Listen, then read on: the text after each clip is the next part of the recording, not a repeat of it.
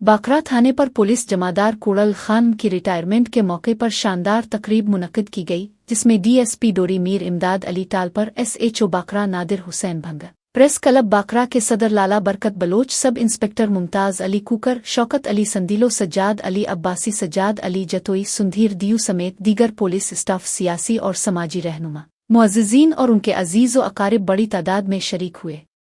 तकरीब में रिटायर्ड होने वाले पुलिस जमादार कुड़ल खान को ग्लिंग के हार पहनाए गए और उनकी तवील खिदमात का ज़बरदस्त खराज तहसीन पेश किया गया।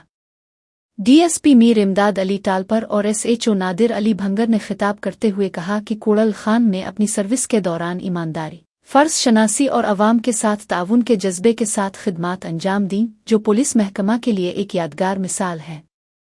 आखिर में जमादार कुड़ल खान को पुलिस अफसरान और बाकरा पुलिस के अहलकारों की जानिब से पुलिस मोबाइल पर बिठाकर एहतराम के साथ अलविदा किया गया और शुरका ने उन्हें सेहतमंद और खुशगवार जिंदगी के लिए नेक तमन्नाएं पेश की।